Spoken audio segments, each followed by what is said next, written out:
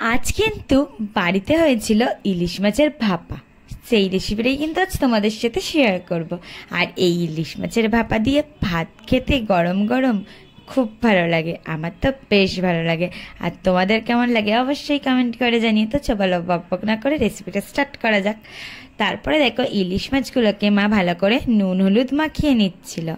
আর ইলিশ মাছ কিন্তু ভাপা কাঁচা মাছেই করে, মানে কাঁচাই করে ভাপাটা। কিন্তু যেহেতু মাছটা আমাদের ছোট মাছ ছিল, মাথার পিস বেশি ছিল, তাই জন্যে কিন্তু মাথা যেহেতু কাঁচা কাঁচা ভাপা করা যায় না, তাই মা হালকা করে তেলে ভেজে নিচ্ছিল। দেখো এখানে কিন্তু মাছ ভাজা হচ্ছে, এখানে সব মাছ আমাদের ভাজা হয়ে গেছে। একটু হালকাভাবে ভাজবে, বেশি কড়া করবে না। হালকাভাবে মাছটা ভেজে নিয়ে এখানে কিন্তু সর্ষে বাটা দিয়ে দিয়েছি। সর্ষে বাটাটা পরিমাণ মতো বুঝে শুনে দেবে, খুব বেশি দেবে না, তাহলে তিতো হয়ে যাবে। দেখো সর্ষে বাটা পরিমাণ মতো দিয়ে এখানে হলুদ গুঁড়ো, কাঁচা লঙ্কা কুচি, পরিমাণ মতো লঙ্কার গুঁড়ো সব কিছু দিয়ে দিয়েছে। দিয়ে সর্ষের তেল দিয়ে এটাকে ভালো করে কিন্তু মাখিয়ে নিতে হবে।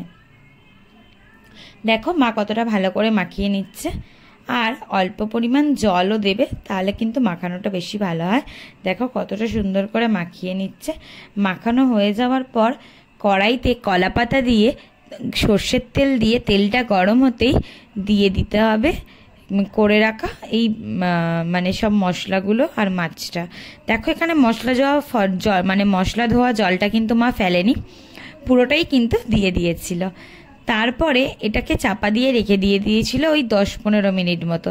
10-15 মিনিট পর খুলে দেখো আমাদের কিন্তু ভাপাটা প্রায় হয়ে গেছে। ঝালটা কম ছিল বলে মা একটু লঙ্কার গুঁড়ো দিয়ে দিয়েছিল। আর মা এবার মাছগুলো একটু উল্টে উল্টে দিচ্ছিল এদিক ওদিক করে। দেখো এটা কিন্তু আরও সুন্দরভাবে হয়ে গেছে, ফোটাতে ফোটাতে দেখো কত সুন্দর একটা কালার চলে এসছে।